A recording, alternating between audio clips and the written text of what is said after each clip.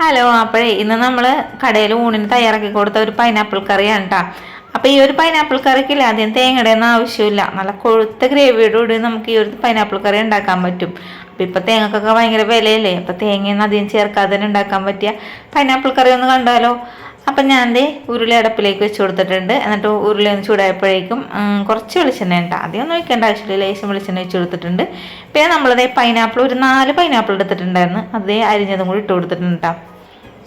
4 pineapple എന്നൊക്കെ പറഞ്ഞല്ലേ ഭയങ്കര ജിമിണ്ടൻ പൈനാപ്പിൾ ഒന്നും അല്ല കേട്ടോ, ഒരു മീഡിയം സൈസ് പൈനാപ്പിളാണ് ഞാനിപ്പോൾ എടുത്തേക്കണത്. പിന്നെ ഇതിലേക്ക് പച്ചമുളകും കൂടി ചേർത്ത് കൊടുത്തിട്ടുണ്ട്. അപ്പോൾ ഒരു 8 പച്ചമുളകാണ് കേട്ടോ ചെറുതായിട്ട് അരിഞ്ഞിട്ട് ചേർത്ത് കൊടുത്തത്. അപ്പം നമ്മളിപ്പോൾ ഈ ഒരു വെളിച്ചെണ്ണയിൽ വഴറ്റിയിട്ട് ഇങ്ങനെ ചെയ്യണമെന്ന് വെച്ചാലല്ലേ പൈനാപ്പിൾ നല്ല സോഫ്റ്റ് ആയിട്ട് കിട്ടും. അതിന് വേണ്ടിയിട്ടാണ്. സാധാരണ ചില ആൾക്കാരൊക്കെ വെള്ളത്തിൽ വേവിച്ചിട്ടാണ് ഈ ഒരു പൈനാപ്പിൾ കറി ഉണ്ടാക്കണത്. പക്ഷേ ഇങ്ങനെ ഒന്ന് വെച്ച് നോക്കിയാൽ നല്ല സോഫ്റ്റ് ആയിട്ടുള്ള പൈനാപ്പിൾ നമുക്ക് കിട്ടും കേട്ടോ. അപ്പം അതിന് വേണ്ടിയിട്ടാണ് ഇങ്ങനെ ചെയ്യണത്. അപ്പോൾ അതേ ഒന്ന് വെന്ത് കിട്ടിയിട്ടുണ്ട്. ഇനി നമുക്കിതിനുള്ള അരപ്പുകൾ തയ്യാറാക്കാം കേട്ടോ. നമ്മളിപ്പോൾ ഈ ഒരു കറി വെക്കണതേ അധികം തേങ്ങയൊന്നും ഉപയോഗിക്കാണ്ടാണ് കേട്ടോ. ഞാനിപ്പോൾ ഒരു തേങ്ങയിലാണ് ഇത് ചെയ്തെടുക്കണത് കേട്ടോ. അത്ര വലിയ തേങ്ങയൊന്നുമല്ല, ചെറിയൊരു സൈസ് തേങ്ങ. പിന്നെ ഞാൻ ഒരു കഷ്ണം വെളുത്തുള്ളി ഇട്ടിട്ടുണ്ട്. ചില സ്ഥലത്തൊന്നും വെളുത്തുള്ളി ഇതിന് ഇടൂല, പക്ഷെ ഞാനൊക്കെ ഇടൂട്ടെ വെളുത്തുള്ളി. പിന്നെ കുറച്ച് നല്ല ജീരകവും മഞ്ഞപ്പൊടിയും കൂടി ചേർത്ത് കൊടുത്തിട്ടുണ്ട്.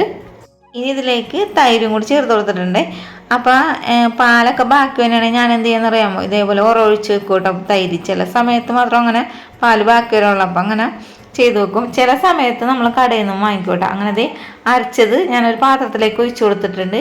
ഇനി ആ മിക്സിയുടെ ജാറിലേക്ക് നമ്മുടെ പൈനാപ്പിൾ ചെത്തിയതിൻ്റെ ആ ഒരു കുനിയനിൽ പോലത്തെ സാധനമില്ലേ നടുക്കത്ത, ചില ആൾക്കാർ അത് കളയും, ചില ആൾക്കാർ കഴിക്കും. ഞങ്ങളൊക്കെ ആദ്യമൊക്കെ കഴിക്കുമായിരുന്നു. ഇപ്പം ഈ കട തുടങ്ങിയാൽ വെച്ചിട്ടില്ലേ ഞാനത് കഴിക്കാൻ എടുക്കാറില്ല, ഒരു കഷ്ണമൊക്കെ കിട്ടുള്ളൂ. ബാക്കി എന്ത് ചെയ്യുന്നറിയാമോ, ഇതേപോലെ പൈനാപ്പിൾ കറിയിൽ ചേർത്ത് കൊടുക്കും. അങ്ങനെ അത് മിക്സിയുടെ ജാറിലേക്ക് ഇട്ടിട്ട് ലേശം വെള്ളവും കൂടി ഒഴിച്ചു കൊടുത്തിട്ട് നന്നായിട്ട് അടിച്ചെടുത്തിട്ടുണ്ട്. ഇനി അടിച്ചെടുത്ത മിക്സിൽ നമ്മളുടെ ഈ ഒരു പൈനാപ്പിൾ നന്നായിട്ട് വെന്ത് സോഫ്റ്റ് ആയിട്ട് കിട്ടിയിട്ടുണ്ട്. അതിലേക്കും കൂടി ചേർത്ത് കൊടുത്തിട്ടുണ്ട്.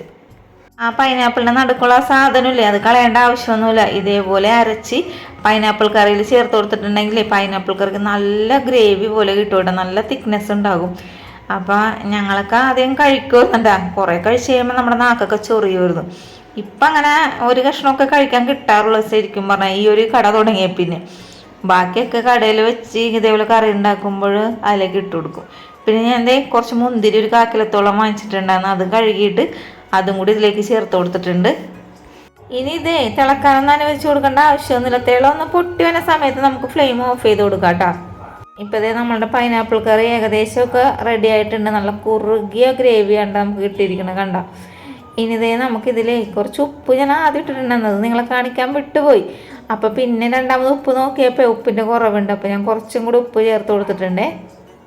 ഇനി ഇതിൽ താളിപ്പും കൂടെ നടത്താം കേട്ടോ. അപ്പോൾ അതിനായിട്ട് ഞാൻ ഒരു പാനിലേക്ക് കുറച്ച് വെളിച്ചെണ്ണ ഒഴിച്ച് കൊടുത്തിട്ടുണ്ട്. പിന്നെ കടുകും അതേപോലെ തന്നെ ഉലുവയും കൂടി പൊട്ടിച്ച് കൊടുത്തിട്ടുണ്ട്.